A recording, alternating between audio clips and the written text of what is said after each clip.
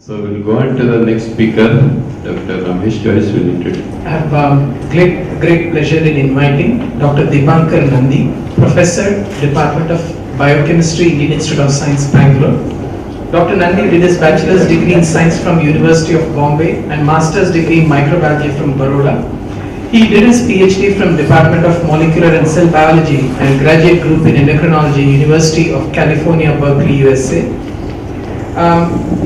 He has a diverse training and has led him to investigate two broad areas as independent faculty member in the Department of Biochemistry, Indian Institute of Science. And he has various papers to his credit. I invite Dr. Nandi to deliver his talk. I start off by thanking the organizers, especially Dr. Chandrasekhar, for inviting me to this meeting. So what I'll do today is to give a brief idea about an area that we are studying, and then if time permits, I will explain a little bit about some experiments that we have done in this area. I do realize that I come from a very basic biology training, and so it's important for us to interact with clinicians who know a lot more, especially about this disease. Okay, so this is the Indian Institute of Science. A lot of you know about the Indian Institute of Science and its scientific prowess. I will also show glimpses of some other aspects which most of you may not be familiar. It has 400 acres and it has some wonderful flora and fauna. So this is a Java cassia that blooms in summer. This is in the Tata statue, just behind this Tata statue. This is a floss silk tree and this is in bloom. This is a bromelia that blooms once the rains start. In Bangalore, we get the pre-monsoon showers in April, and around late April, May, you will have these. And this is a tree as well as a wine. This is exclusively one tree wine that is present on campus. We also have intruders, so I don't know how the giant African land snail entered IISc, but as you can see, it has proliferated in the fertile environments of IISc. This is the old biochemistry building. We were here. It's one of the oldest biochemistry departments in this part of the world. We were here in this building till 2011, and we have now moved to a newer building where several departments are together. Okay, so my laboratory works on different aspects, and so what I will do is talk on one aspect, which is the focus of this talk, which is on inflammation and sepsis. So as most of you are sort of familiar with what is inflammation, this is the Society of Inflammation, this needs no introduction. But I will just briefly touch upon the two parts by which it can be categorized. One is acute inflammation, which is a non-specific, quick response, and the other one is chronic, so which lasts for a longer time, as Amit mentioned. Rheumatoid arthritis is a good example of that. Okay. So I will move on to sepsis, and here I will. So it's a major healthcare problem, and it's a dysregulated inflammatory disorder. It is common in hospitals, especially now with the multi-drug resistant bacteria. It causes a major problem. And you have both gram-positive and gram-negative organisms that are responsible for this. Thank you. Yeah. Okay. Yeah. Great. And those people who are neonates, who have not a fully developed immune system, or older people, as people age, their immune function gets lowered, they are more at risk. And you have a huge numbers, and especially in ICUs, this is a major problem, where people staying there, they are on ventilators, they are much at greater risk. Okay, so sepsis has undergone different classifications, and this is the latest classification. This is the sepsis 3 in 2016. This was the classification. So a person is thought to go into sepsis if it is accompanied by a multi-organ failure. Okay, initially you had sepsis, then severe sepsis, and then septic shock. Now severe sepsis and sepsis are sort of are clubbed together. So this is the most important part. There needs to be multi-organ failure for you to be classified into sepsis. So a subset of people who suffer from this get into shock, and this is accompanied by lowering of blood pressure despite vasopressors being given, and high amounts of lactic acid. So this is the most important thing. So a subset move into shock, and once you're into shock, it is somewhat difficult. Okay. So now what happens in sepsis? You have an overstimulation of the immune system. So actually the host is trying to protect you, but it works too hard. And we know that in the immune response, regulation of it is very important. If you don't have an immune response, it's a problem. If you have too much of an immune response, it is a problem. So over here, there is an overt cytokine storm or cytokine stimulation that occurs, which results in this. Now, what is also important is that you also have a suppressive. So you have a stimulation as well as a suppressed immune response, and the suppressed immune response is often seen with the adaptive immune response, which is suppressed. So the innate arm seems to be overly activated, the adaptive is somewhat suppressed, and this sort of gives this sort of a phenotype. So this is shown better over here, where you have sepsis starting off, and you have a hyperstimulation of it, which results in this, and together with this you have a suppressed adaptive immunity, and as I said, a subset enter into shock, and this results into these major problems. Now I'll talk a little bit about diagnosis and therapeutics, because that in fact explains quite a lot of things that are going on. So sepsis has been somewhat of a difficult area. People have ventured into it, and there have been problems. It's not been a very straightforward or very happy story. So there are, of course, as I mentioned, lactate is a good curve, but then you have C-reactive proteins going up, but C-reactive proteins go up in so many diseases, so there's no specific marker. So procalcitonin levels also go up. Now, as Dr. Chandrasekhar yesterday mentioned, that it doesn't go up under all conditions. It's seen with gram-negative, but not so much with gram-positive infections. Higher cytokines will go up in several diseases. Rheumatoid arthritis, for example, you'll have high amounts of TNF-alpha. So there are some that are a little bit more specific. So here, for example, you have reduced MHC class 1 on monocytes, and this doesn't come up. So in fact, the fact that the class 1 MHC levels on monocytes remain less despite therapy and all is not a good sign. If they come up, it means the body is sort of recovering. So you have higher expression of these DAMs, or these danger-associated molecular patterns like HMG1 and RAGE. So monocytes also have a lower capacity to produce TNF-alpha. You have defective oxidative burst neutrophil function is compromised. You have reduced proliferation of lymphocytes. So there are a lot over there, but a lot of it is non-specific, which is also seen in other diseases. No particular one that will target sepsis as such. Okay, what are some key factors? Key factors, one I mentioned is age. Neonates and olders are at greater risk, and especially if they are in ICUs. Role of probiotics. Now, there was some discussion on gut microbiota, and this one I particularly emphasize because this was a study that was done in Orissa in India and got published in Nature last year. So what they had shown, this was a large cohort study which they had shown that neonates, if they are fed with lactobacillus plantarum plus this fructooligosaccharides, which is a sweetener, this was shown to reduce neonatal sepsis cases, especially in terms of survival. So just giving this is somewhat useful for neonates.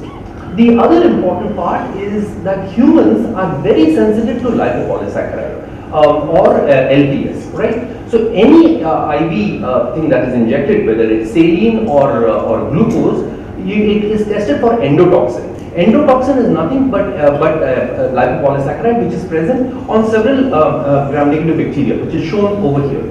And all the fluids that are given are tested. So in fact, if you see, it's red, endotoxin tested, and it is below a certain limit. So why is it that humans are very sensitive? We are 10,000 times to 100,000 more sensitive than, let's say, mice. Okay, so and this also brings me to another point about a lot of studies being done in mice, which have problems about their relevance in humans, because there are differences. Our body physiology is different, and LPS, sensitive to LPS, is a major factor. Okay, so how is LPS measurements or endotoxin measurements done? And what is done is actually blood from a crab crabs are taken, and especially this particular crab, which is present in the Great Lakes in America, and then the crabs are thrown back. Several of the crabs die. but the blood, for example, is very valuable. The blood is diluted, and essentially what is done is a coagulation assay test, and this is a bioassay done, and no one has been, though there are other tests for LPS, no one has been able to beat this, and so this is the standard assay. So one of the young people over there, one of the things that you should look about, is with respect to technology, is try and find a good way for us to detect LPS, a very sensitive method, without using these bloods, and with technology, hopefully we'll be successful. So, this is an enormously, useful thing, because this is the global market of $50 million and above. Okay, so treatment of sepsis patient, a major problem again. The doctors are quite good at it. So they have fluid resuscitation. They try and maintain blood pressure with the use of adrenaline or adrenaline. Antibiotics to control infection, because this is an infection induced for the most part. Manage blood glucose, oxygen support, and low dose steroids. But steroids are also a problem. It works for some, but not for others. So what I will do is discuss some therapies and also mention some of the newer ones that are coming, because so specific drugs, again a challenging story. And you can see that the market for this is huge again. So it's going to go from $2.8 billion in 2016 to $5.9 billion. Okay. So there's a lot out there, but the story so far, you have to be a little bit worried about it, because the story hasn't been great. So TNF alpha was one of the first ones that was shown that go up with sepsis and with infections. So people thought that if you neutralize TNF alpha, it would work. It worked very well in animal models, but however, when it was tried in humans and all, it hasn't worked very well, because it's a multifactorial disease. But one of the things that have recently come up, and this is where drug companies are sort of looking into, this is a cytosorb therapy, where it's a blood perfusion, where you have a particular material that will absorb different types of inflammatory cytokines. So this is something to look out for. Lipopolysaccharide, again, as I said, endotoxin levels increase, and LPS plays a major role. People try to neutralize. There was a big trial with eritaron, but again, problems, because works in animals. The moment you take it to humans, it is a problem. But again, there is one over here where you have a blood perfusion system which will remove your LPS, and that's another one to look out for. But these are all ongoing clinical trials. Drug companies are involved in it, because they see a huge market of sepsis over there. But you have to take it with a large bag of salt. Alright, so again, so this is the only one that made it, the only FDA approved therapy, but there's also a story with it. So what happens with sepsis, you have increased blood coagulation.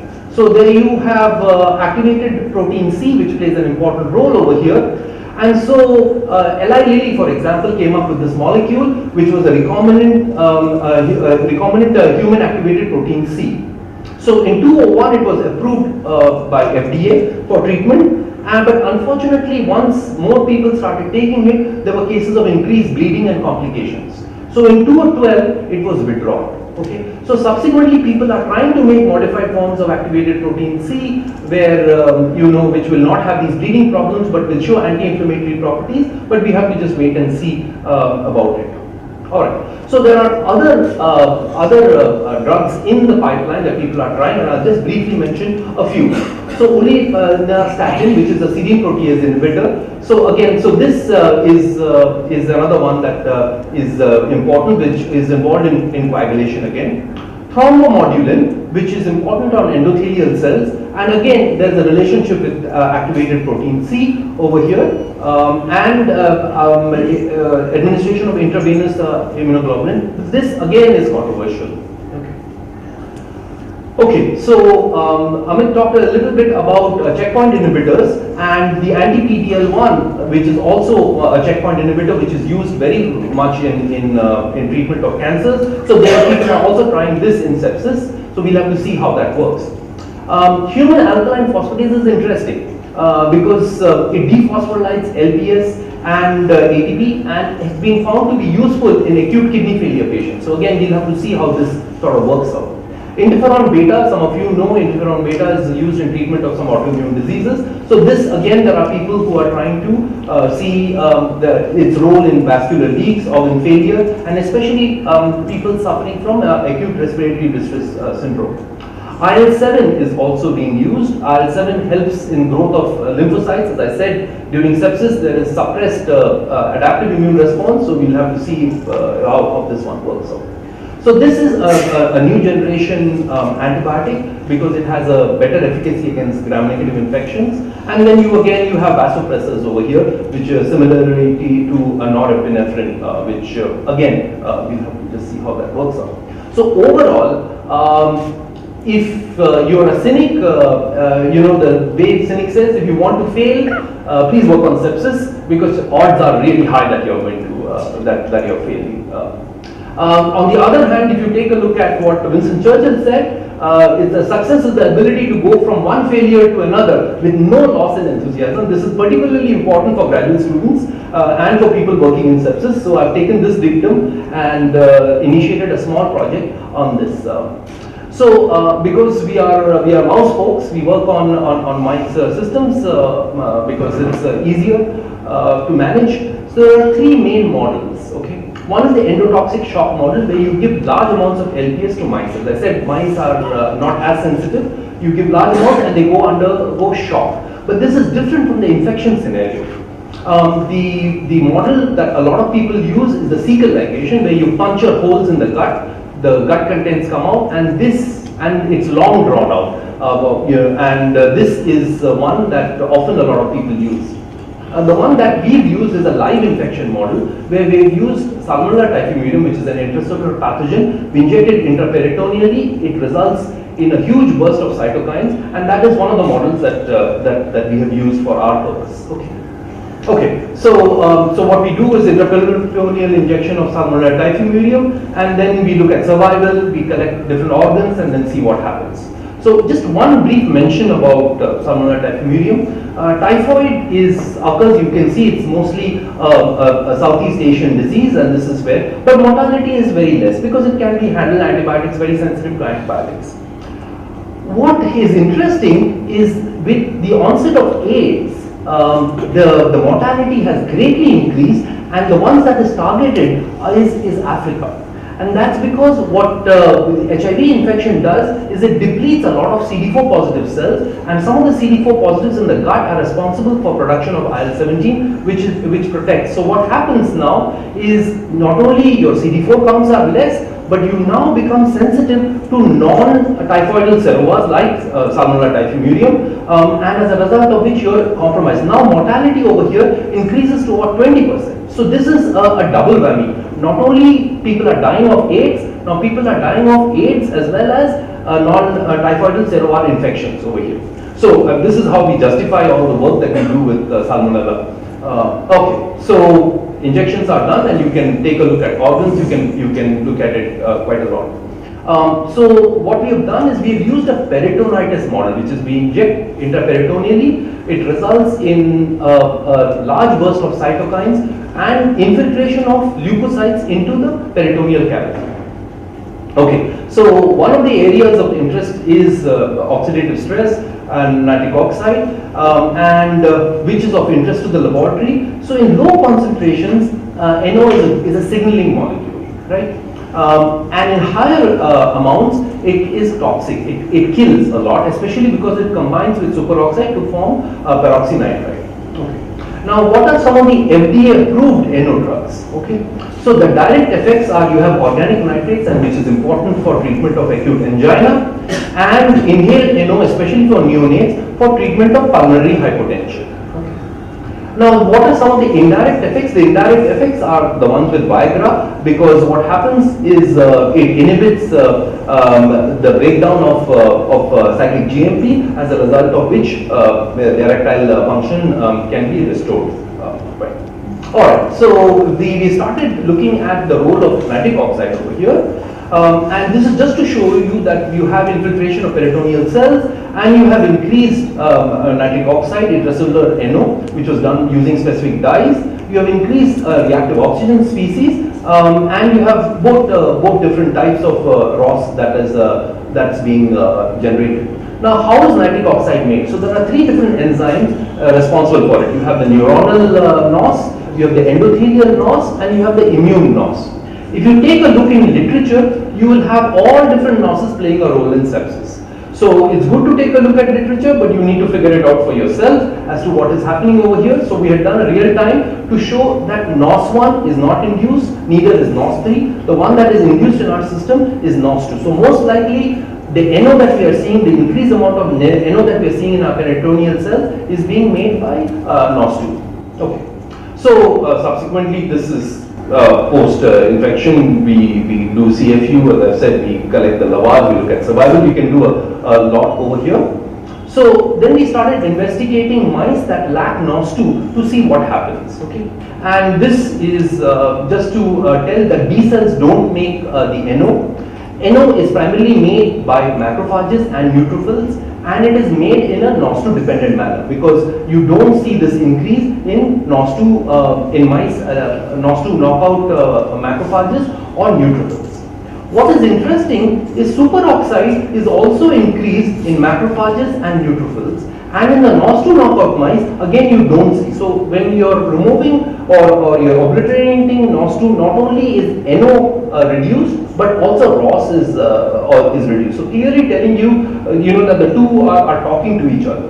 So you have 5 minutes to go? Yeah, sure. I'll be done. All right. So I've told you that there is infiltration of leukocytes when this occurs, and in the wild type, as you can see, you have increased number of peritoneal exudate cells. This increased number of peritoneal exudates upon infection is reduced in the NOS2 knockout mice. Okay. So again, what happens over here is what are the type of peritoneal exudates that are reduced, and neutrophils are the ones that are reduced over here. So primarily, it's the neutrophil mediated infiltration that is seen, and which is reduced in the NOS2 knockout mice. Okay. So what are the mechanisms behind this? So if you take a look at cytokines and chemokines, they also seem to be reduced. So with this intraperitoneal infection, infiltration is reduced, but also cytokines and chemokines are greatly reduced in the NOS2 knockout mice over here. Okay, so this all right. So including a chemokine, CCL2, which is again greatly reduced over here. Now what about microbial burden? As you can expect, that again you have increased microbial burden in the NOS2 knockouts, not surprising, given the fact that neutrophils are somewhat slower to come in, then microbial burden is also reduced over here. Alright, so this is, I'm not sure all the data, but this is the part that we have. So this is the NOS2 event. So what happens is you have reduced amounts of the cytokine burst, you have reduced neutrophil recruitment in the NOS2 knockout mice. But the question is, are all processes affected? Not, because your apoptosis, phagocytosis, amount of cortisol, they don't seem to be affected in the NOS2 knockout mice. Okay. So now what happens is, can we rescue it? So this is when we use a small molecule known as beta-NO to try and see. So what beta-NO would do is that it would bring back the NO and then see what happens. So we pre-treated these mice with beta-NO and then did the infection and asked what happens. So this is beta-NO, this is the structure of beta-NO. It spontaneously degrades into NO and releases NO. So and this is what was done. A pre-treatment works, but not post-treatment. So our experiments are done with pre-treatment. So what you need is an oxidizing environment, and with infection, then you are able to recover quite a lot of these effects. Okay. So recruitment of PEX, which is down in the NOS2 knockout, is increased with beta-NO treatment. Okay. And again, it's the neutrophils that are rescued over here. Alright, what are the mechanisms behind here? Again, you have the oxidizing environment of NO now. With infection, now you're able to get back the cytokines and the chemokines, which help in the reduction, which result in the infiltration, in the rescue and infiltration that is seen, which is sort of shown over here. And again, so consequently, because now you have neutrophils coming in, the CFU load is also reduced over here. So I'm going to spend a minute over here. So actually, ultimately, what happens with survival? So this is the wild type mice. NOS2 knockout mice are much more sensitive, which is shown over here. Now, to the wild type, if you give beta-NO, there's not much difference in their survival. However, in the NOS2 knockout, you see a major effect over here. Okay, so this is very important. Okay, that the NO donor seems to be working on NO in much better than the wild type. The wild type already has NO, so if you give it, in fact, it's not helping a whole lot. But in the ones that where you have low levels of NO, if you give the NO donor, it seems to give you a great beneficial effect. Okay. Alright, so this is the main point that I've tried to make. So one of the questions is, so this is what I've tried to say, is that you have oxidizing environment, and the oxidizing environment, now with infection, you are able to generate inflammatory cytokines, chemokines, and you're able to get your peritoneal cells. Once you get your neutrophils in there, they can handle the infection much better. So one of the important points in this is, what are the implications of this study? Again, remember, it's a mouse study, and what are the implications of this study? So with humans, now with humans it's been done. So phase 3 clinical trials have been tried with the NOS inhibitor, a disaster. They had to stop it because people were dying, right? So again, because of increased mortality, they had to stop this. So this is a little bit similar to our NOS to knockout mice. Now, what about the other experiments with the NO donors? With NO donors, the story is somewhat what's called known as mixed. Okay. So in the first report, you had that the NO donor was successful, right? And then subsequently another group tried to do it, but it was found to be not that successful. So again, the results are mixed. So what are the implications of our study? So our point is that don't take the whole group as such. Split it up into people who are, high NO, who are less NO, and it is likely from our studies that people who have less NO are likely to respond better to the NO donor than the entire group. Because if you take the entire group together, then you get what you've got, a mixed result. So that is our suggestions. Okay. So that's what we have tried to say in the paper. So finally, this is my laboratory. This is last year. We went on a trip to Avani Hills, beautiful place, very close to Bangalore. And this is, we went a few days back to MDR, which most of you may aware of. The key trip is that you will see more people going for lunch to MDR than going on a hike, which might explain the meta-inflammation aspects. This is Geronimo Stilton. He's a scaredy mouse, and I sort of relate to him quite well. I'd like to acknowledge the FACS facility, the animal facility, other people who are involved and have helped us. I need to mention two people, Sandeepa Iswarappa and Ramre Bhatt. They are people who are doctors, real doctors, MBBS, but have taken now to basic research. So they are assistant professors in our institute, and have been helpful because in terms of comments and all. I thank you for your attention. Thank you, sir. Thank you for the fantastic lecture. For want of time, only 2 questions are allowed. One. It's brilliant, Prof. Nandi. Can I take both the questions? Okay. About the NOS to knockout mouse. Yeah. Is there a delay in the neutrophil infiltration, or? So there is less. What happens? The problem with this model is that they die. So you can't work with, you can't see it much later. So there is much reduced infiltration. We've tried to look at adhesion molecules on these, but the ones that make through, even in the NOS to knockout, they have a similar phenotype, even though the numbers are less. Actually, the numbers are less. We were wondering if there's some problem with adhesion or not. Yes. But the ones that are successful, right, we don't see any major differences. I see. Yeah. If there's no other question, I'll take one, but I'll wait for it. I think you can go ahead. Okay.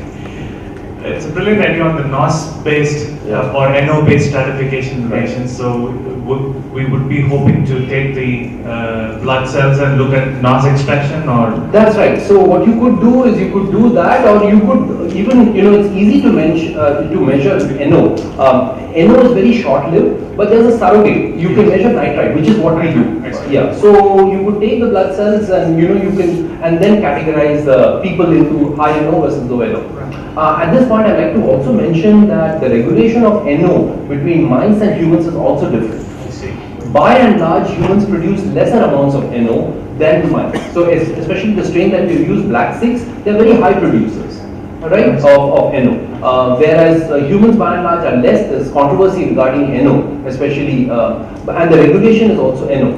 But our suggestion is, based on this data, this is what we see. So a clinical study where people can make use of this makes sense. I'm sure. And in your wild type, Yeah. Can we have a NO modulator or an inhibitor rather than Yes. a knockout and then try it out and then? Yes, so in fact that's that's the point that I tried to make. In the wild type there is already NO. If you give NO, there doesn't seem to be any big benefit in survival. If anything, it might hurt a little bit because high NO may also hurt. So what happens is, and I've not shown that, there is in the liver at least, there seems to be slightly higher organ damage in the wild type with NO. And so they're close, but it seems like giving too much might actually hurt. So whereas in the NOS2, it doesn't have NO, it gives NO and it really seems to work remarkably much better. Thank you, sir. Thank you very much.